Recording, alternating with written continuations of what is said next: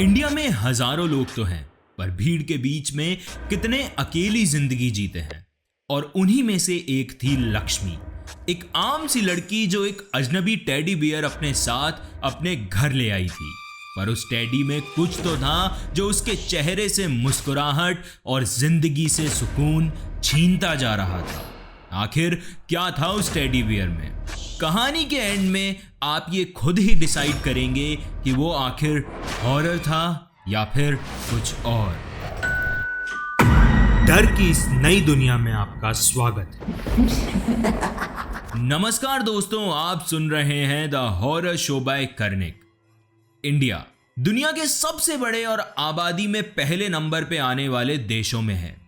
लोग तो हैं हजारों, पर भीड़ में अक्सर सब अकेले ही रह जाते हैं।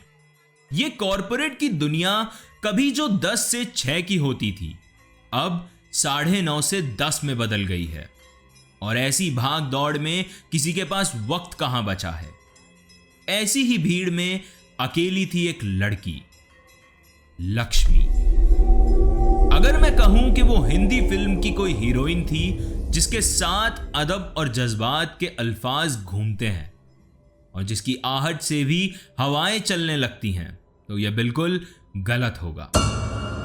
वो तो बस एक आम सी लड़की थी, सुबह से शाम तक लोकल बस के धक्के खाने वाली, ऑफिस की भाग दौड़ में घिरी हुई एक सीधी साधी जिंदगी जीती हुई लक्ष्मी। आइए शुरू करते हैं आज की कहानी। कहानी शुरू होती है उस दिन से जब लक्ष्मी को उसके एक कलीग ने एक टेडी बियर दिया। आप सोच रहे होंगे कि ये लव स्टोरी है या हॉरर स्टोरी। छोड़िए, वैसे भी लक्ष्मी के लिए वो सिर्फ एक दोस्त ही था। आखिर इस भाग दौड़ भरी जिंदगी में प्यार का वक्त कहां मिलता है। लेकिन फिर भी लक्ष्मी ने बिना कुछ सोचे वो टेडी बियर अपने पास रख लिया। करीब रात के 8:30 बजे लक्ष्मी घर आती है। और घर तो क्या, घर के नाम पर भले ही 2 कमरे थे, पर किराए के वो 2 कमरों में भी लक्ष्मी को उतना ही सुकून मिलता था जितना किसी बच्चे को तकिए से बने हुए घरों में मिलता हो। गर्मियों के दिन थे। लक्ष्मी टेडी बियर को वहीं टेबल पे रख नहाने चली जाती है। फिर कुछ देर बाद लक्ष्मी जब वापस आती है और खाना परोसकर टेबल पर बैठती है, तो उसकी नजर टेडी पर पड़ती है। वो टेडी जो उसने नहाने से पहले टेबल पर रखा था। उस टेडी की आंखें एकदम काली हो चुकी थी। उसे देखकर ऐसा लग रहा था मानो किसी ने उस टेडी में जान फूंक दी हो। ये देख लक्ष्मी घबरा जाती है। ये बात उसे खटकती तो है, पर वो ज्यादा कुछ नहीं सोचती और सो जाती है। कुछ दिन निकल जाते हैं।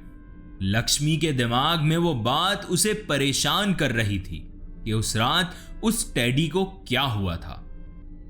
लक्ष्मी अपने सवालों की खोज में अपने कलीग से बात करती है, तो वो उसकी बात सुनकर जोरों से हंसने लगता है। तो लक्ष्मी को फिर यकीन हो जाता है कि वही इस बात को ज्यादा सोच रही है।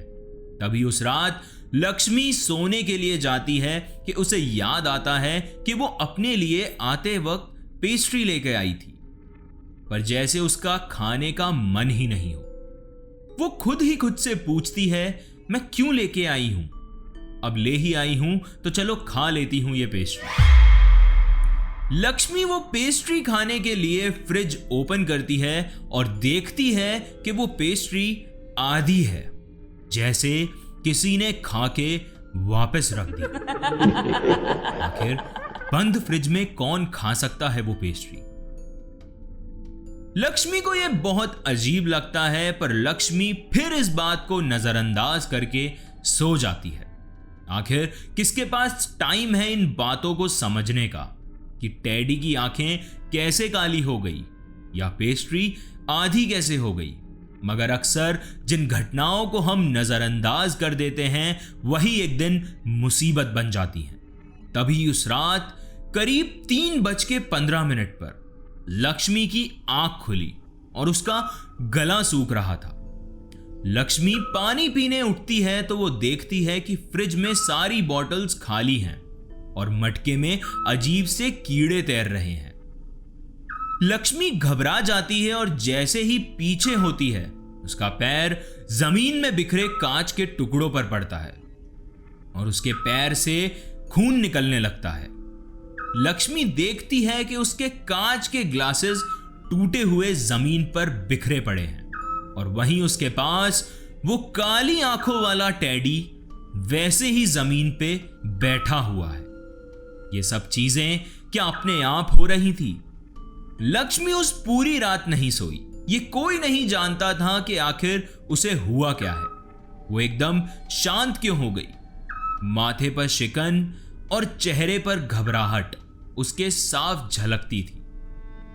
लक्ष्मी के साथ आए दिन कुछ ना कुछ बीत रहा था।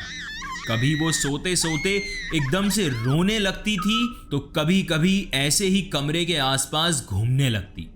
कभी उसे लगता कि कोई उसे देख रहा है तो कभी उसे लगता कोई उसके सोफे पर बैठा है। और एक रात लक्ष्मी के कमरे का दरवाजा बंद था। उस रात कुछ अजीब नहीं था, मगर वो रात मानो साल की सबसे शांत रात थी। तभी अचानक इस शांत सन्नाटे को चीरती हुई एक आवाज आई। ऐसा क्या हुआ था वहां कि सारा मोहल्ला जग गया? दरवाजे के उस तरफ ऐसा क्या था?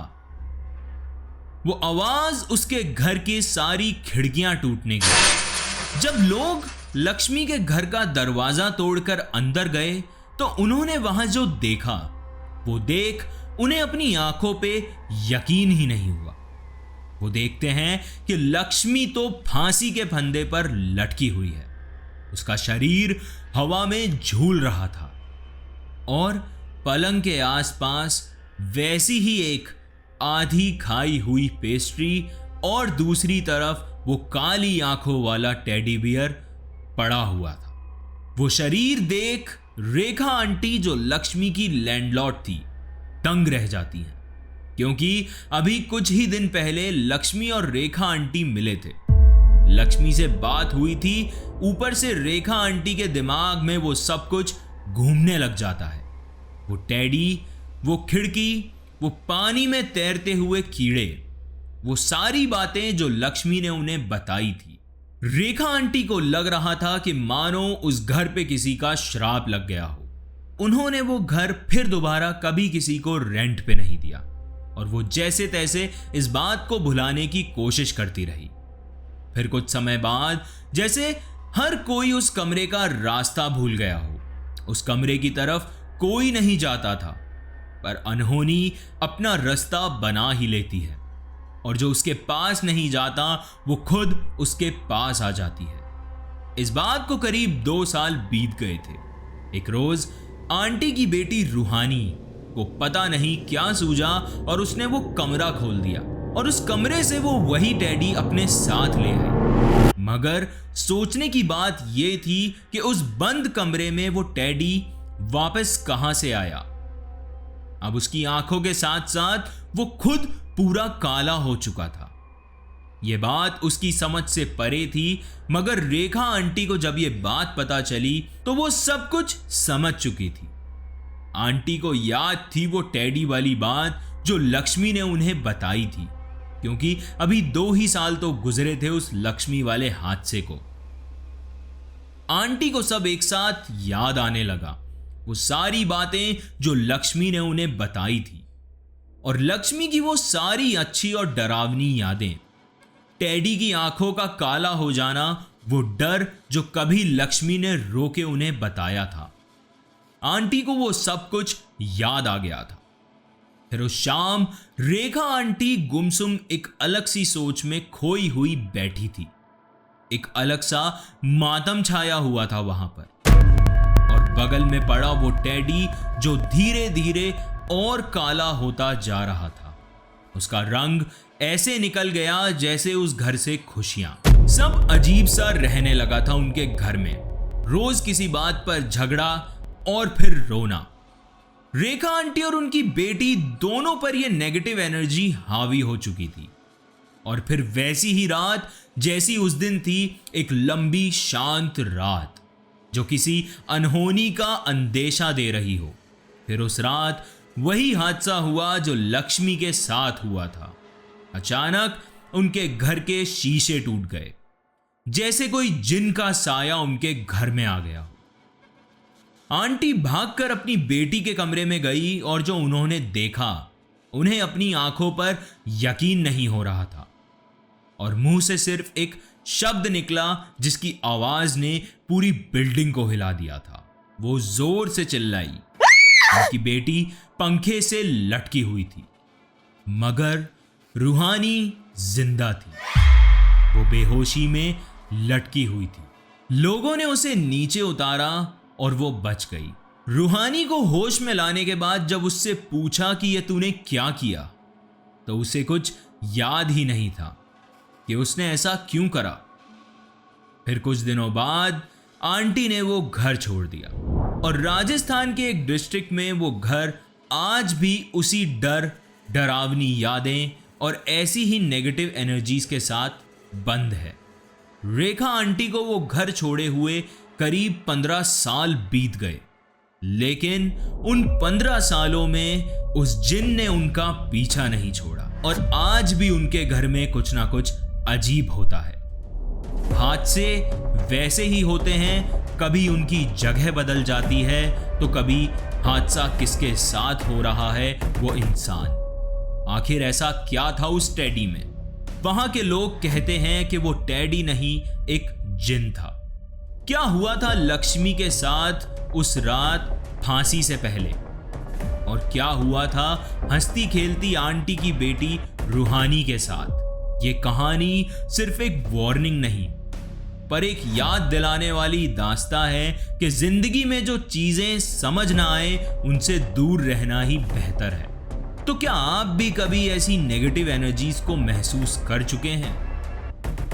अपने थॉट्स कमेंट में जरूर शेयर करें। अगर आपके पास भी कोई कहानी है तो आप उसे मुझे डीएम कर सकते हैं या फिर इस ईमेल एड्रेस पर भेज सकते हैं। हो सकता है अगली कहानी आपकी हो। गाइज, हमारे पॉडकास्ट को स्पॉटिफाई पे रेट एंड फॉलो जरूर करें और अगर आप ये कहानी यूट्यूब पर सुन रहे हैं तो हमारे चैनल को सब्सक्राइब करें। इन कहानियों की लेटेस्ट अपडेट्स के लिए नोटिफिकेशन बेल आइकन जरूर दबाएं। हमारे चैनल पे ऐसी कई सारी हॉन्टेड स्टोरीज अवेलेबल हैं, सो आज ही विजिट करें और अपने फ्रेंड्स एंड फैमिली के साथ लेट नाइट चिल्स का मजा लें। धन्यवाद। आप सुन रहे थे the horror show by Karnik.